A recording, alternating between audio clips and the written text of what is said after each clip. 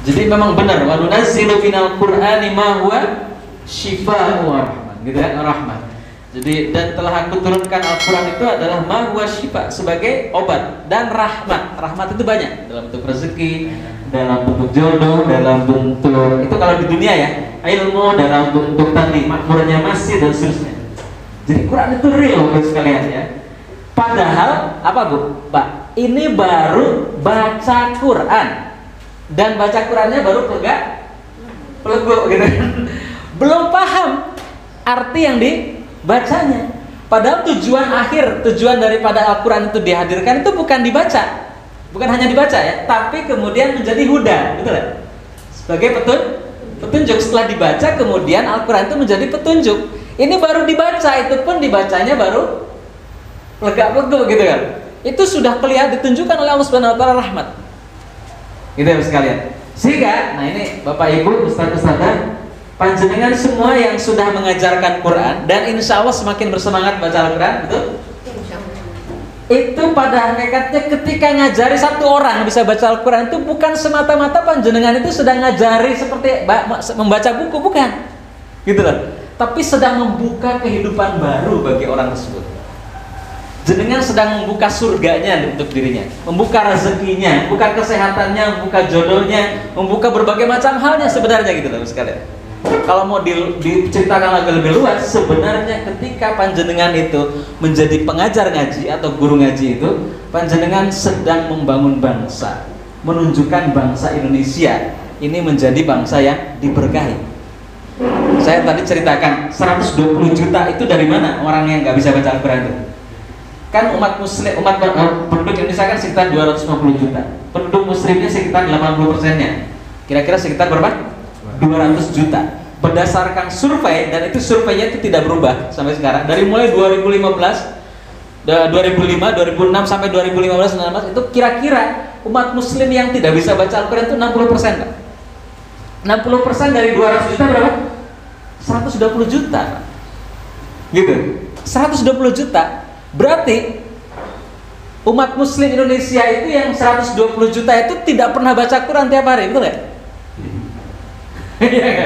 Tidak pernah baca Quran, nggak bisa baca Quran kok gitu. Terus baca apa gitu? Nggak baca Quran. Oh, baca kulhu, iya baca kulhu, ya Quran juga gitu. Tapi kan apa namanya, kecil kemungkinan dia itu baca kulhu tiap hari, kecuali kalau sholatnya kulhu tak gitu ya. Sholat. Dan kemungkinan besar juga nggak sholat gitu. Kalau nggak bisa baca Quran, sebagian besar orang yang nggak bisa baca Quran itu kemungkinan nggak sholat gitu. Sehingga sholat juga tidak, baca Quran juga tidak, gitu kan? Itu yang 120 juta, yang 80 juta kira-kira baca Quran tiap hari nggak? Enggak. Juga enggak. Coba kalau mau saya tanya di sini juga, para ustadz tadi yang baca Quran pagi hari berapa orang? boleh sebagai survei ini, boleh tunjuk jari. Yang hari ini sudah baca Quran 1, 2, 3, 4, 5, 6, 7 dari sekitar 20 ya. Yang 2 tadi ke depan. Jadi kira-kira 50%-nya gitu kan. Ini tapi kan yang hadir di sini kan orang-orang pengajar-pengajar Quran. Kalau yang 80 juta kan tidak hanya pengajar Quran ya. Ya enggak? Para anggota majelis taklim, kemudian masyarakat yang nggak pernah ke masjid tapi sudah bisa baca Quran. Itu kalau mau saya hitung ya, kalau kita hitung kira-kira orang yang orang penduduk Indonesia yang tiap hari baca Quran, karena kebutuhan baca Quran tiap hari ya Mas ya. Tiap hari baca Quran itu, saya kok berpikirnya kayaknya 1 juta nggak ada. Ada komunitas di Indonesia itu namanya ODOJ, One Day One Juz. Jumlahnya katanya sekitar 200 juta. Itu 1 tahun yang lalu. Sekarang semakin berkurang. Nggak sampai 200 juta ya, 200 ribu ya, 200 ribu kan 200 ribu. Mungkin sekarang itu pun tidak stay di Indonesia. Di luar ya. Mungkin 100 ribu mungkin barangkali ya. Juga nggak ada ya? Nggak nyampe. Nggak ada. 100.000 satu. 100.000 satu. Jadi kalau misalkan mau ditotal orang yang setiap hari baca Quran, kalau selain odos ya, mungkin santri gitu ya, mungkin para ustadz-ustadzahnya di pondok-pondok pesantren gitu kan. Kalau dijumlah mungkin 200 juta itu sudah banyak. 200 juta 200 ribu. 200 ribu dibanding 200 juta berapa persennya Mas? 1% paling Pak. 0,1%. 0,1. Karena kalau 1%-nya kan 2 juta. Oh iya. Kalau 200.000 berarti 0,1%. 0,1%. Coba 0,1% nyonggo bangsa Indonesia yang 200 juta itu imbang betul? Boten. Nggak imbang Bapak sekalian. Jadi kalau saya boleh mengambil kesimpulan sebenarnya gini. Sebenarnya kalau mau kita ambil kesimpulan langsung ya, to the point ya. Kenapa bangsa kita ini begini gitu ya? Ya karena itu. Gitu kan? Hancur lebur, apa-apanya pokoknya nggak beres gitu ya. Apa-apanya pokoknya nggak diberkahi gitu ya. Itu persoalannya itu kan masalahnya ya karena nggak pada baca Quran gitu sebenarnya. Karena riba. Nah itu riba juga kemudian efek daripada kemudian jauh dari Allah dan seterusnya. Salah satunya dekat dengan Allah kan zikir. Hanya dengan berzikir itu adalah dia akan jadi tentram. Dan ketentraman itu adalah penyebab daripada semua keberkahan yang akan diberikan kepada manusia. Nah Bapak Ibu sekalian, jadi kalau mau disimpulkan sebenarnya kesimpulannya jelas. Sehingga kalau mau membangun bangsa ini, gitu ya, bukan dengan cara memimpin, mencari pemimpin atau bukan hanya itu saja gitu ya. Bukan kemudian membuat sistem perekonomian yang hebat atau kemudian sistem politik yang dirubah, hukum yang dirubah yang bukan. Tetapi dimulai dari merubah orangnya itu dekat dengan Tuhannya. Salah satunya adalah dengan Al-Quran gitu. Ini penting untuk saya sampaikan di awal Bapak sekalian. Sebelum kita akan belajar membaca Al-Quran, biar kita punya sama persepsi bahwasanya kita itu sedang ngapain gitu sebenarnya gitu. Kita tidak hanya sedang ngajari alif ba ta sa, tetapi kita sedang membangun bangsa insyaallah. Gitu ya Bapak sekalian ya. Setuju? Setuju oke. Nah, sehingga jenengan jangan kecil hati. Walaupun ngajari Al-Quran gitu ya, ngajari alif ba ta sa, sebenarnya kita investasinya sangat besar untuk membangun bangsa Indonesia. Bangsa Indonesia itu subhanallah. Jadi hanya untuk mencari bakat pemain bola satu orang saja gitu ya. Itu kok susahnya minta ampun, harusnya kan jadi juara dunia bola itu kan yang mudah sebenarnya. Tapi kok nggak ketemu gitu loh. Padahal sebenarnya banyak orangnya gitu ya. Buktinya juga para ahli, orang-orang pintar Indonesia di tingkat dunia itu sebenarnya ada banyak gitu kan. Tapi kok kenapa kemudian kepintaran itu kemudian tidak memberikan keberkahan kepada bangsa?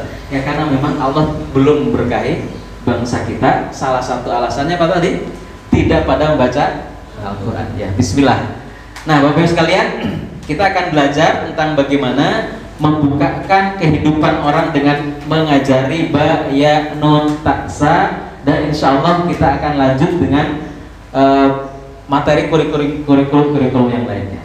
Kita ya sekalian ya, ulang lagi sini. Jadi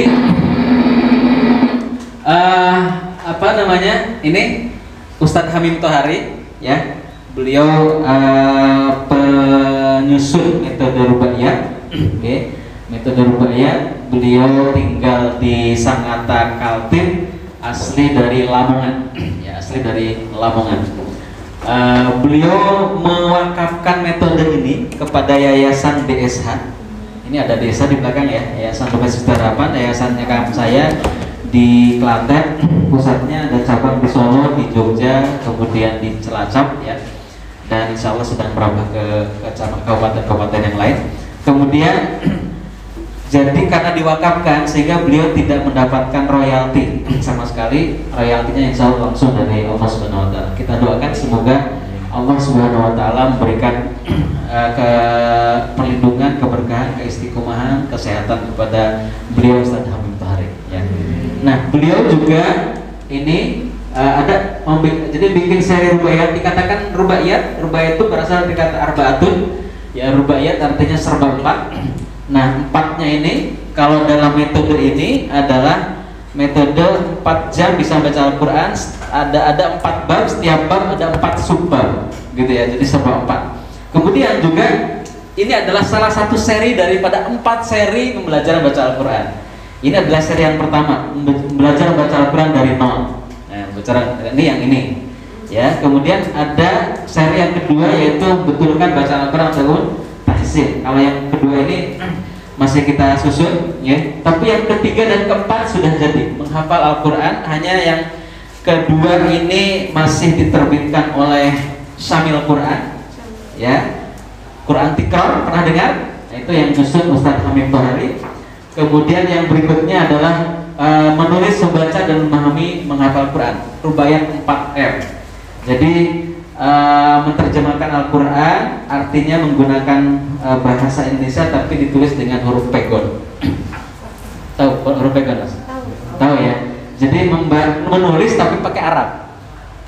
Pakai Arab. Jadi misalkan saya sin ya, sin alif ya alif gitu kan, saya kan gitu ya. Nah, seperti itu. Kemudian ke pasar kaf, kemudian fa gitu kan, alif sin alif sin alif ro gitu kan ya, ke pasar kan gitu ya. Seperti itu. Baik, kemudian nah ini bukunya, ini Quran Tikrar yang di blog dari Pak sekalian ya. Pernah lihat ya?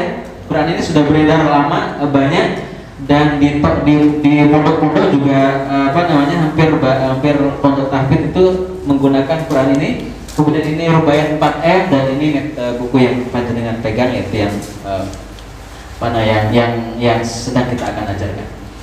Baik, nah metode ini terdiri dari yang ini terdiri dari yang pertama menguasai huruf, ya, menguasai huruf, dan ini adalah inti daripada belajar membaca Al-Quran, yaitu menguasai huruf. Dalam artian tidak hanya hafal huruf, tapi ketika dia buka Quran, dimanapun halamannya dia sudah bisa menunjukkan huruf apapun yang ada, dari mulai ujung sampai bawah diurut gitu dia bisa, dan itu berarti sudah bisa baca Al-Quran, dan itu bisa diselesaikan cukup di jam pertama gitu. Jadi jam pertama di metode Rubaiyat ini sudah bisa langsung membuka Quran. Ini yang menarik. Ini sebenarnya tujuannya supaya memberikan motivasi bahwa selama ini mereka puluhan tahun, belasan tahun nggak bisa baca Al-Quran, kok kayaknya susah gitu kan. Sebenarnya cukup 1 jam mereka sudah bisa baca Al-Quran, walaupun belum bunyi bacanya, baru huruf yang dibaca gitu ya sekalian. Kemudian berikutnya baru jadi intinya yang pertama, yang kedua, ketiga, keempat itu bumbu gitu ya, bumbu kayak a, i, u, an, in, un, tasdid, panjang, pendek gitu ya. Kemudian harus berhenti seperti apa, itu sebenarnya bumbu saja. Inti membaca Al-Quran itu adalah merangkai huruf. Inti membaca Al-Quran itu merangkai huruf. Cuma nanti bunyinya akan seperti apa rangkaiannya, misalkan ketika dikasih A menjadi A, dikasih I menjadi I gitu ya, atau disuruh mati atau disuruh panjang. Nah itu nanti, tapi intinya adalah merangkai huruf begitu, dan itu bisa diselesaikan di jam pertama gitu ya. Itu pengenalan. Kemudian berikutnya lagi menguasai kalimat, baru kemudian baca Al-Quran. Baik, apa bedanya metode Rubaiyat ini dengan metode yang lain? Kita akan sampaikan perbedaannya. Apa sih perbedaannya? Oke. Ya.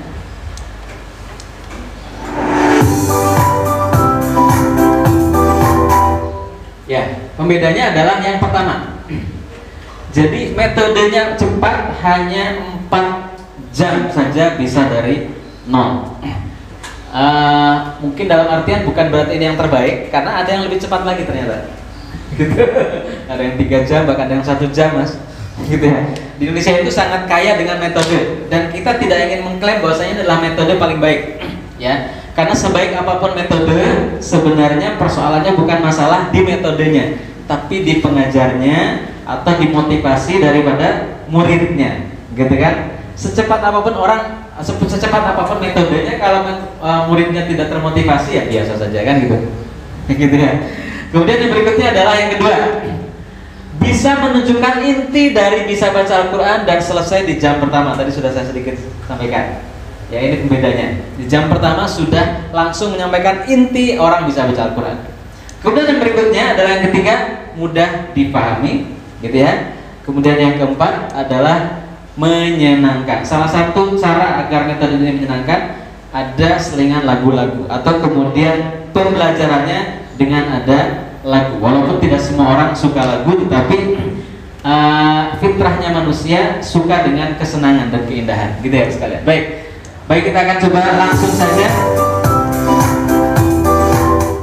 Ya, kita akan langsung saja pada metode Rubaiyat. Tahap pertama, sebelum kita mengajarkan Quran, pastikan murid kita sudah termotivasi. Gitu. Ini penting sekalian. Makanya tadi waktu saya di pengantar di awal Itu saya sampaikan terlebih dahulu di awal karena itu jauh lebih penting daripada metodenya itu sendiri. Kira-kira apa motivasi dia membaca Al-Quran?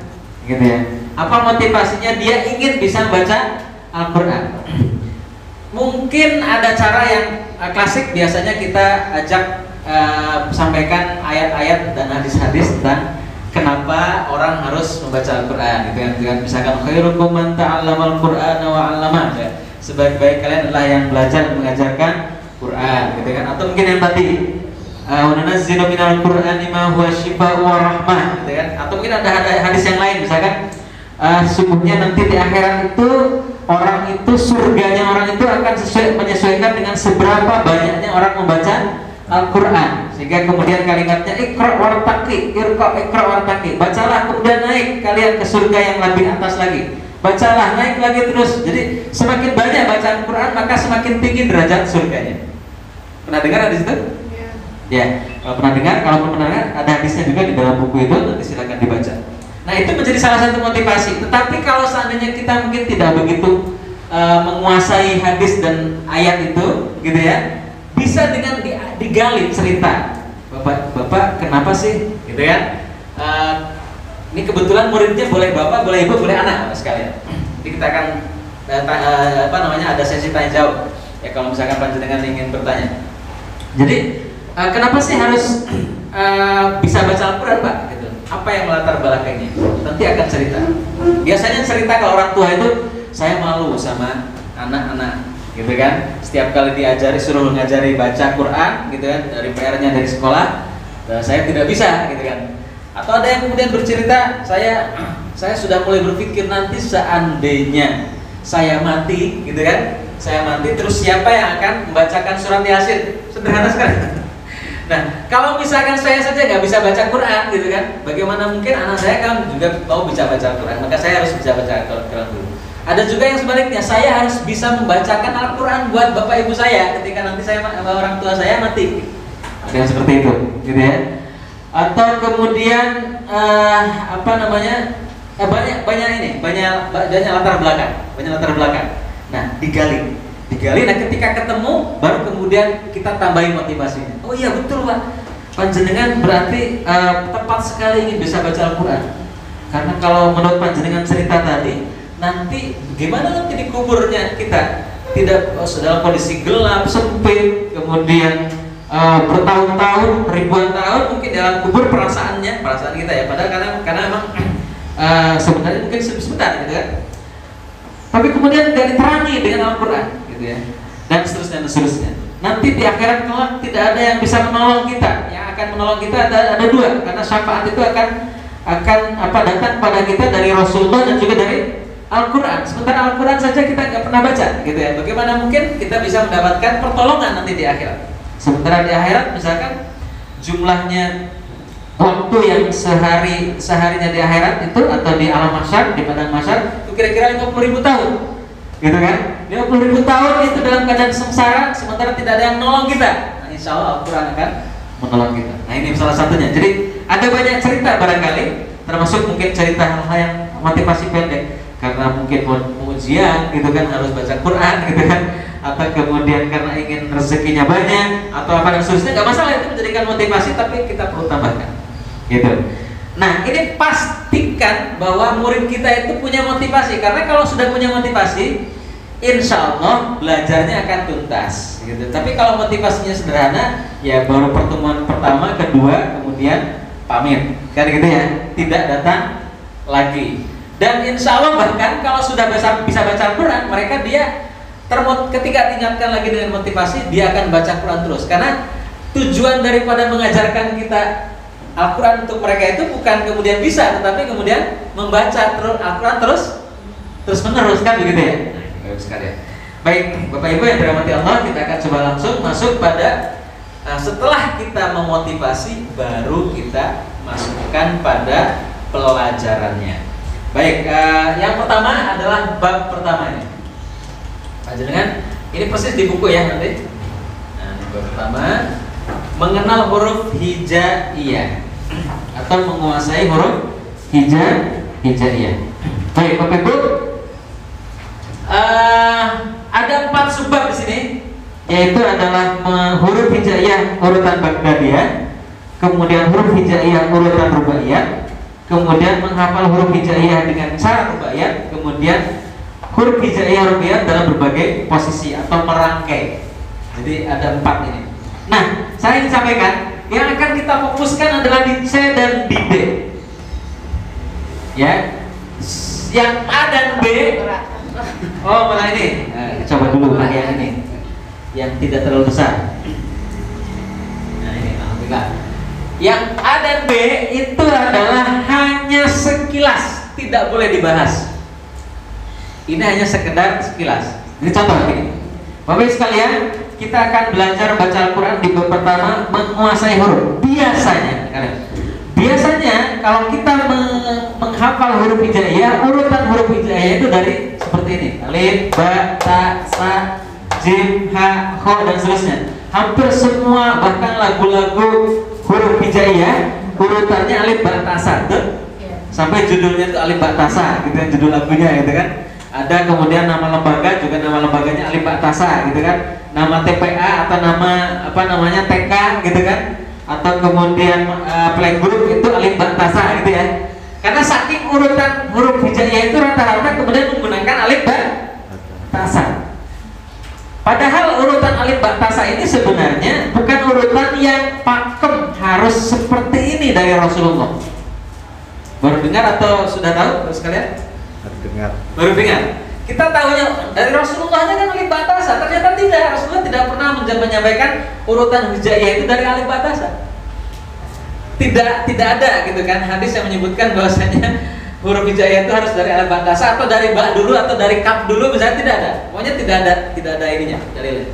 Nah, urutan alif, ba, ta, sa ini adalah urutan dari ulama Baghdad.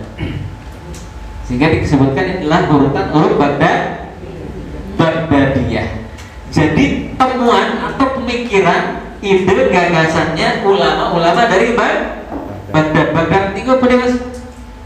Irak ya, Irak, dari Irak. Nah, udah kita sampaikan saja cuma seperti itu, nggak perlu dibahas. Ini adalah urutan Baghdadiyah. Nah, rubaiyah itu Ustadz Hamid menyusun dengan pendekatan tersendiri untuk supaya lebih mudah mengingat. Ya, walaupun ada metodenya, metode Baghdadiyah. Kita tidak menggunakan metode Baghdadiyah, metodenya rubaiyat. Nah, karena metodenya rubaiyat, urutannya seperti ini. Ada 6 kelompok, gitu kan? Tapi ini pun juga kita sampaikan. Ini jangan jadikan apa Pak Bu? Kelamaan di sini. Cukup 1 menit saja. Ini urutan apa namanya? Huruf rubaiyat. Gitu seperti ini. Nggak perlu disebut ba, ya, apa Bu, nun, itu gak perlu, udah sampaikan saja. Langsung buka ke halaman keempat. Nah, disinilah yang paling lama Bapak sekalian. Ya, yang paling lama. Karena gini, kenapa? Kira-kira kenapa Pak? Kenapa yang tadi itu kita tidak terlalu jangan lama di sini? Ada yang tahu nggak? Kita fokus. Ini enggak, jadi kalau lihat gambar ini fokus nggak? Kebanyakan ininya loh ya. Kelihatan ya, padahal yang kan kita ajarkan kan ini tak? Tapi ada tulisan di bawahnya ini loh, malah nggak fokus, ya kan? Nah, maka kemudian kita langsung ke sini aja yang ini. Toh intinya kan sebenarnya sama gitu. Langsung aja ke halaman 4. Nah, halaman 4 ini adalah halaman paling sakral. Kenapa dikatakan rubaiyat? Karena ya, dan kita sebutkan ditaruh di halaman keempat ya, karena memang ini adalah halaman yang paling penting sebelum masuk ke halaman yang berikutnya. Bisa dipahami ya sekalian? Baik Bapak Ibu sekalian, tahap pertama kita sampaikan. Bapak Ibu dalam menghafal huruf hijaiyah kita kelompokkan menjadi 6. Berapa Bapak Ibu sekalian? 6 kelompok. Nah, 6 kelompok itu kelompok pertama yang ini. Nah, sambil jenengan tunjuk ininya. Jadi kemudian kelompok pertama, tapi jenengan nggak nunjuk apa-apa gitu loh. Kan ya, kurang begitu terilustrasikan gitu kan. Kelompok pertama itu adalah kelompok, langsung ketika kelompok lengkung bertitik. Apa Bapak Ibu? Lengkung bertitik. Nah, jadi gaya seperti itu harus dilakukan. Kelompok pertama, jadi kan gini. Kelompok pertama, kan itu langkahnya gitu. Kelompok pertama adalah garis lengkung bertitik. Apa Bapak Ibu? Nah gitu. Nah gitu. Harus dibalikkan bertanya apa namanya kembali kepada peserta gitu loh. Nggak kemudian kelompok pertama lengkung bertitik, kelompok kedua jadi jujur dewean gitu. Ya jadi dibalik. Oke, kelompok pertama lengkung bertitik. Apa Bapak Ibu sekalian? Lengkung bertitik. Dan harus kita jelaskan. Yang dimaksud lengkung bertitik adalah hurufnya adalah lengkung-lengkung ya yang membedakan titik-titiknya, gitu kan? Lengkung-lengkung semua yang membedakan titik. Oke. Kelompok kedua adalah bulat tak beraturan. Apa Bapak Ibu sekalian? Bulat tak beraturan. Paham ya caranya ya? Bulat tak beraturan. Jadi bulat-bulat hurufnya, tapi bulatnya tuh nggak beraturan. Ada yang ada ekornya, ada yang ekornya tapi titiknya satu, ada yang bulat tapi bulatnya seperti lubang hidung gitu kan. Ada yang bulat tapi seperti cebong seperti ini kan. Ada yang bulat tapi mangap kecil seperti ini. Nah, jadi bulatnya tidak beraturan. Kira-kira begitu ya. Bisa dipahami ya? Kelompok kedua tadi apa Bapak Ibu sekalian? Bulat tak beraturan. Nah, jadi perlu dibalikan ya supaya mereka ingat. Kemudian kelompok ketiga adalah huruf berekor ke depan. Saya ulang lagi. Huruf apa Bapak sekalian? Berekor ke depan. Huruf ekor ke depan. Oke ya, atau berekor ke depan. Oke, kelompok yang keempat adalah ekor ke belakang. Diulang lagi, huruf apa? Ekor ke belakang. Kelompok yang kelima adalah huruf duduk. Huruf apa? Duduk. Kelompok yang keenam adalah huruf berdiri. Huruf apa sekalian? Berdiri. Oke, bisa diingat-ingat semuanya ada 6 kelompok. Kita ulang bersama-sama. Ingat ya cara ngajar saya. Iya. Kita ulang sama-sama 6 kelompok tersebut. Kelompok pertama apa Bapak sekalian? Kelompok kedua? Kelompok ketiga? Kelompok keempat? Kelompok kelima? Kelompok keenam? Gitu ya. Nanti kita akan praktekkan cara mengenalkan itu. Ya, 4 orang per kelompok. Siap ya nanti ya. Makanya panjenengan saya minta untuk perhatikan betul cara ngajarnya. Ya, bukan hanya sekedar metode itu tidak hanya sekedar kemudian oh begitu toh, tapi kemudian harus tahu celah-celahnya itu, bahasa-bahasanya, gerak-geriknya itu ini penting ya. Baik, Bapak Ibu sekalian. Jadi tahap pertama kita ingin istilahnya bikin file-file dalam otak itu menjadi 6 file gitu istilahnya itu ya. Sampai mereka itu melotok. Kelompok pertama apa, gitu kan? Kedua apa? Ketiga apa? Sampai kemudian keenam mereka hafal. Ya misalkan langsung ketika diurut itu lengkung bertitik, bulat tak beraturan, ekor ke depan, ekor ke belakang, duduk, berdiri, lengkung bertitik. Nah gitu terus gitu ya. Nah gitu ya. Baik. Setelah tahap itu selesai, nah baru kemudian kita akan masuk pada tahap inti yaitu menghafal huruf. Nah, kita ingin coba sampaikan kepada murid-murid kita, menghafal itu kadang kan kemudian menjadi suatu hal yang momok, kemudian menakutkan, betul ya? Nah, kita sampaikan bahwa sebenarnya dalam menghafal Al-Quran atau menghafal huruf hijaiyah itu sebenarnya tidak perlu pakai berpikir keras, gitu ya? Kita contohkan, ya, Mbak, hafal surat Al-Fatihah itu sengaja menghafal atau tidak? Sengaja. Hafal surat Yasin nggak? Nah kalau Yasin nggak sengaja. Nggak sengaja. Kalau Al-Fatihah Al-Fatihah seringnya sengaja. Ya. Tapi banyak kalau orang tua dulu itu nggak sengaja karena sering sholat, kemudian akhirnya mendengarkan imam, akhirnya hafal sendiri kan gitu ya. Tapi kan kalau anak-anak sekarang di TK, di TPA gitu kan, diajarkan dulu surat Fatihah, akhirnya kemudian ya suruh menghafal gitu kan, akhirnya kemudian hafal. Nah, surat Yasin contohnya itu adalah banyak orang hafal surat Yasin tapi tidak sengaja menghafal surat Yasin karena membaca Yasin setiap malam Jumat kan gitu ya. Sehingga banyak orang yang nggak hafal surat Yasin padahal nggak bisa baca Quran. Kan seperti itu sekalian ya. Nah, kenapa? Nah, menghafal huruf hijaiyah pun juga begitu, nggak perlu diingat-ingat, gitu ya, nggak perlu diingat-ingat, nggak perlu dipikir keras. Yang penting dibaca, diulang-ulang, nanti hafal sendiri. Nah, maka kemudian caranya begini. Bapak Ibu sekalian, kita akan menghafal atau mengingat-ingat huruf ini, gitu ya, atau menghafal huruf ini tapi cukup dengan syaratnya 3. Ya. Ada dua ada 3 ya. Pertama adalah gunakan 3 gunakan mata. Kemudian yang kedua gunakan mulut dan yang ketiga gunakan telinga. Tiga-tiganya harus dipakai, tidak boleh 2 apalagi cuma salah satu. Gitu ya. Harus tiga-tiganya. Kemudian syarat berikutnya adalah saya hanya akan mencontohkan 1 kali, kemudian berikutnya panjenengan cukup mengikuti telunjuk saya. Gitu. Paham ya sekalian? Kalimat ini penting ya. Gunakan mata, gunakan mulut, gunakan telinga, gunakan tiga-tiganya. Jadi harus keluar, bengok gitu ya, keluar suaranya. Tapi kemudian bengoknya jangan kemudian matanya kemana-mana, gitu ya. Kemudian telinga digunakan supaya terdengar suaranya oleh diri kita sendiri. Guru itu juga kemudian ketika mencontohkan kedengaran. Baik, saya contohkan 1 kali saja. Siap? Nah, gitu kalimat itu begitu. Saya contohkan 1 kali saja. Siap? Nah, ini penting supaya kemudian saya contohkan 1 kali. Ba ya nun ta sa. Ternyata ketika ba ya nun ta sa belum siap. Jadi katakan dulu siap, kan gitu ya. Siap, kan gitu ya. Baik. Bapak Ibu sekalian, saya contohkan. Ba ya nun ta sa. Monggo 1 2 3. Ba ya nun ta sa. Lagi. Ba ya nun ta sa. Lagi. Ba ya nun ta sa. Lagi. Ba ya nun ta sa. Lagi. Ba ya nun ta sa. Nah, dan seterusnya. Kira-kira minimal 10 kali dari kanan ke kiri.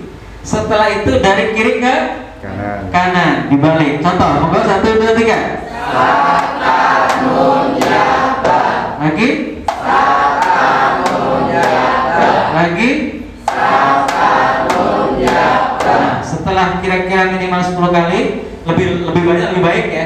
Baru kemudian diacak. Contoh, monggo. A ya nun ba sa. Kalau sudah bisa nyebutkan diacak gitu ya, diacak di berbagai macam sih, itu berarti dia sudah hafal. Gampang kan ya? Sudah hafal. Tapi ingat ya, itu baru hafal sementara. Bisa jadi nanti lupa lagi gitu kan. Maka kemudian dia akan diulang lagi gitu loh sekalian ya. Nah, itu selesai baris pertama. Jangan lupa kita ucapkan selamat. Selamat Bapak Ibu sudah menghafal 1 baris atau 1 kelompok huruf hijaiyah. Mari ucapkan hamdalah. Alhamdulillah. Ini penting supaya kemudian mereka lega dulu. Aku bisa hafalan gitu ya. Walaupun mungkin bisa jadi nanti lupa lagi kan gitu ya. Nah, ini penting. Nah, baru kedua kita sama lakukan yang sama. Saya contohkan lagi baris kedua. Siap Bapak Ibu? Siap. Contoh. Fa o ha mim hamzah. Siap? 1 2 3. Fa o ha mim hamzah. Lagi. Fa o ha mim hamzah. Dan seterusnya. Berapa kali minimal? 10. Setelah itu gimana? Dibalik dari kanan ke kiri. Berapa kali? Minimal 10 kali. Setelah itu gimana? Diacak. Diacaknya yang mana? Yang ini dulu ya. Setelah diacak baru digabung. Cara gabungnya begini. Coba cukup diurut saja sekali dari kanan ke kiri, dari atas ke bawah, kemudian dari bawah ke atas. Gitu ya. Saya coba. Ini kan? Monggo 1 2 3. Ba ya nun ta sa. Terus Fa o ha mim hamzah. dibalik.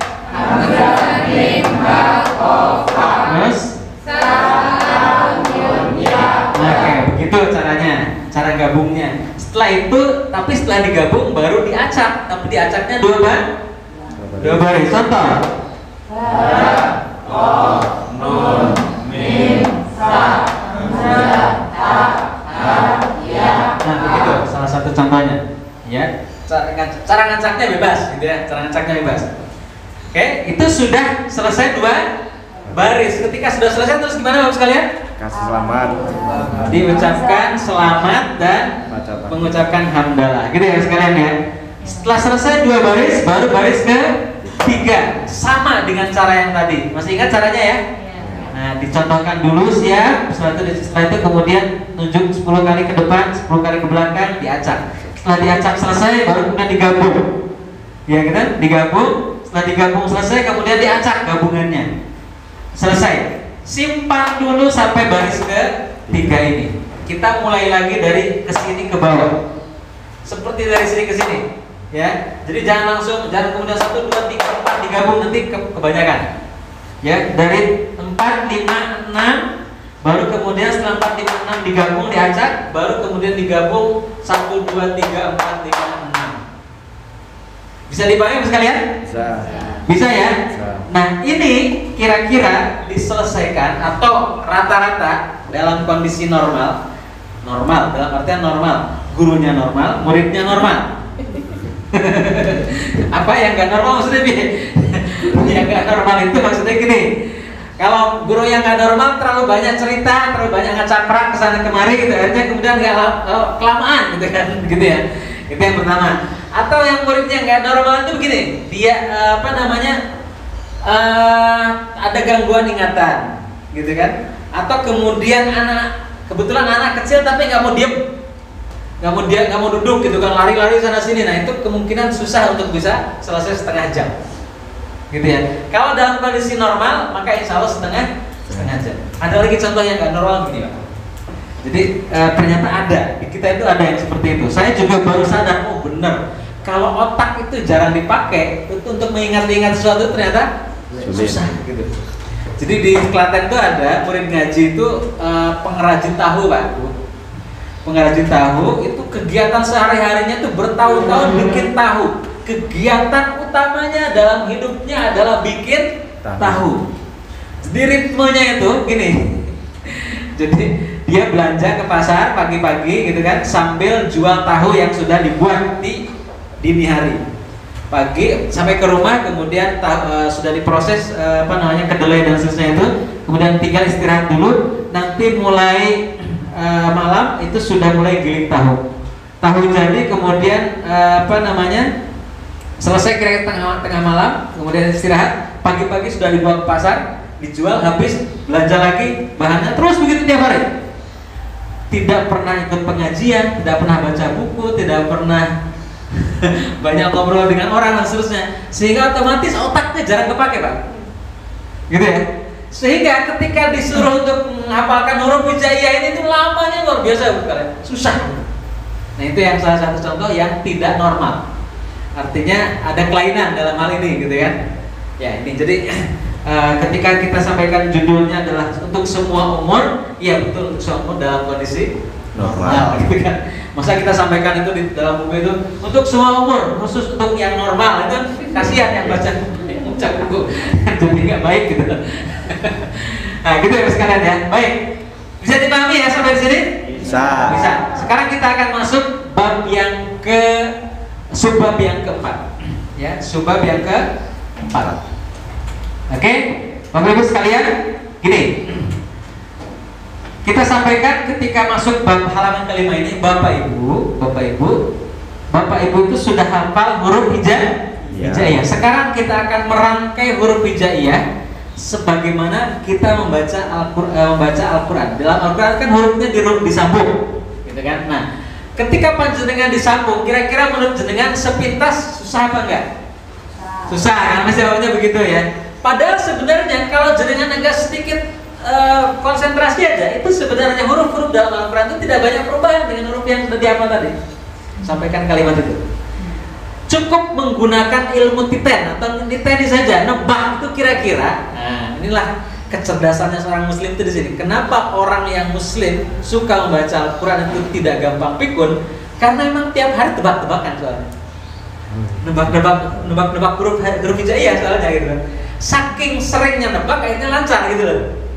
Ditambah lagi yang ditebak itu adalah huruf dari kanan ke kiri Pak. Ini harus hasil penelitian. Beda orang membaca dari kanan ke kiri dengan dari kiri ke kanan.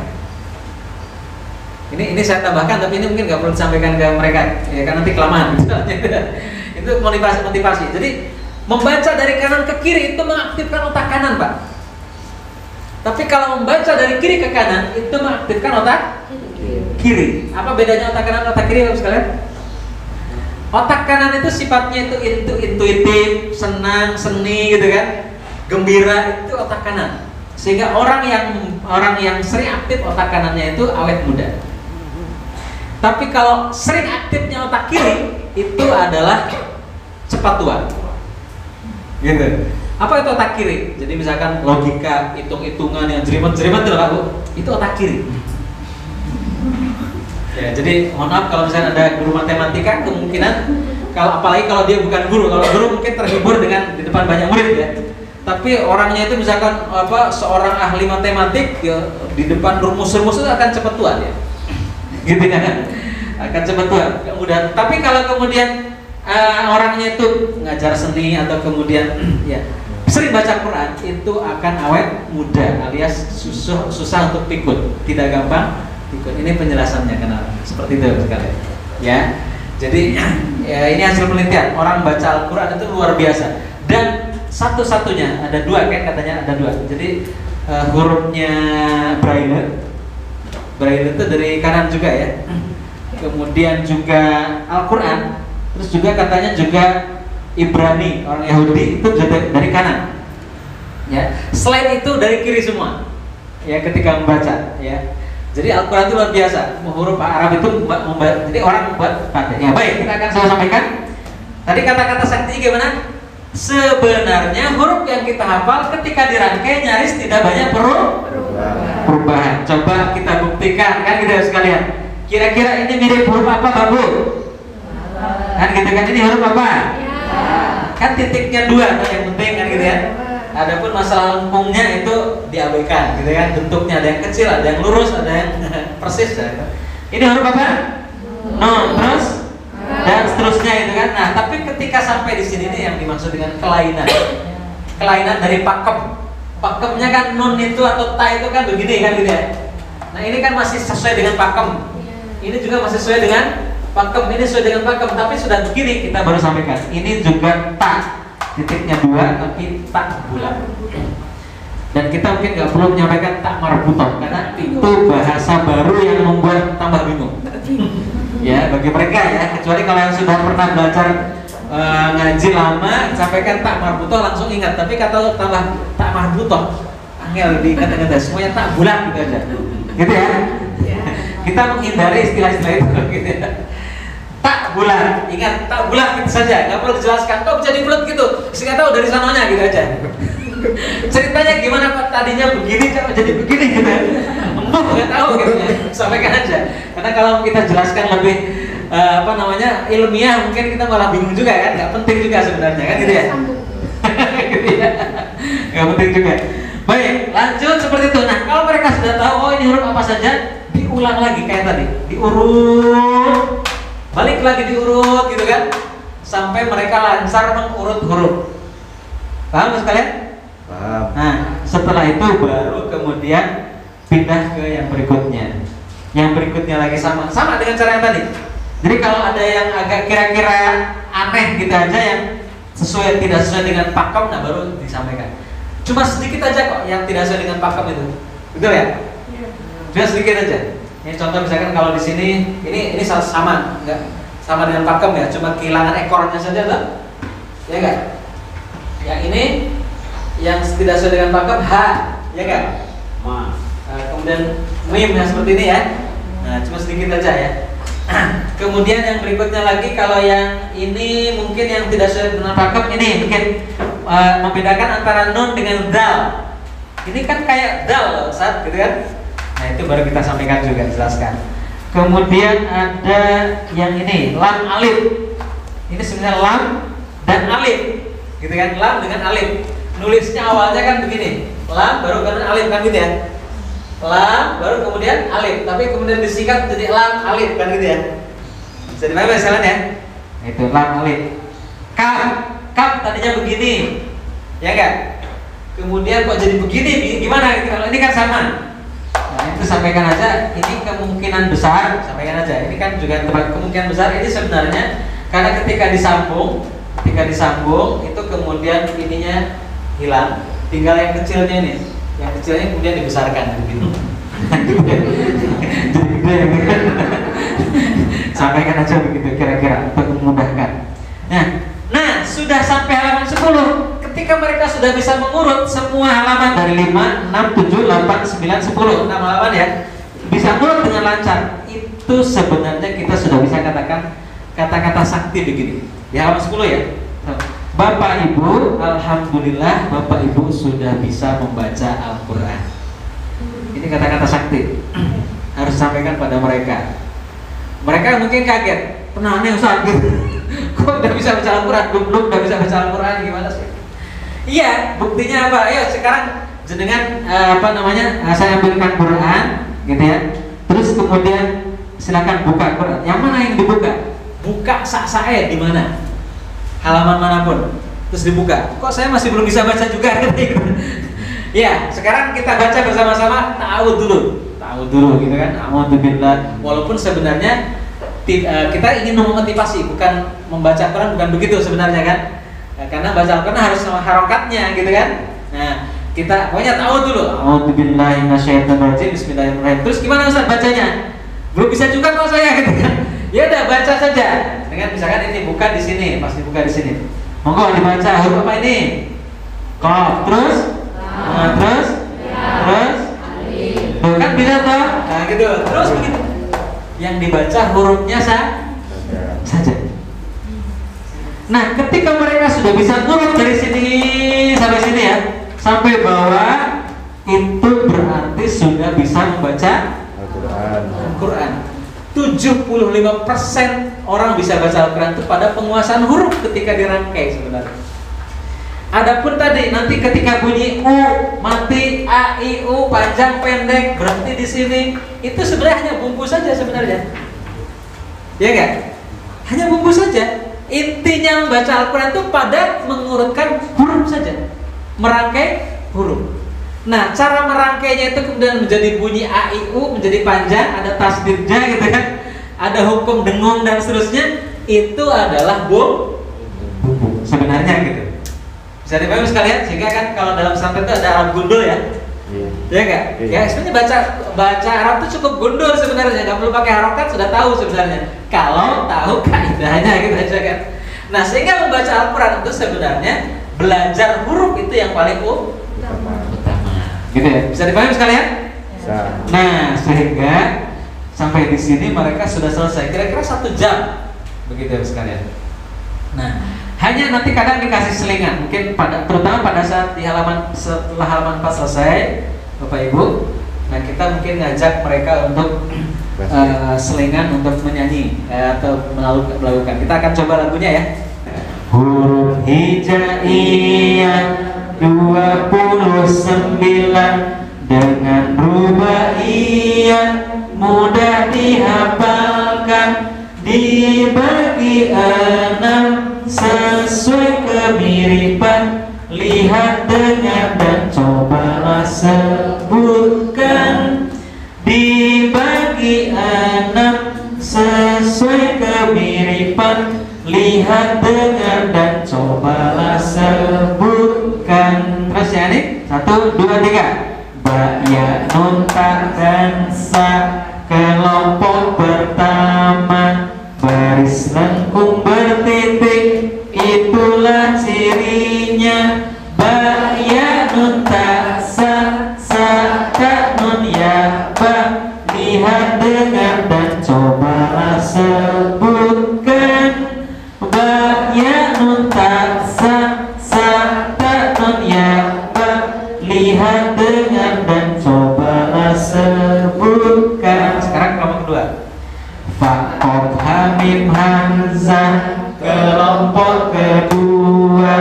Bulat tak beraturan, begitu dinamakan. Fa, qaf, ha, mim, hamzah. Hamzah, mim, ha, qaf, fa. Lihat, dengar dan cobalah sebutkan. Fa, qaf, ha, mim, hamzah. Hamzah, mim, ha, qaf, fa. Lihat, dengar dan cobalah sebutkan. Gitu ya. Ada lagunya di YouTube. Nah, ada juga metode yang berikutnya. Lagu yang lain.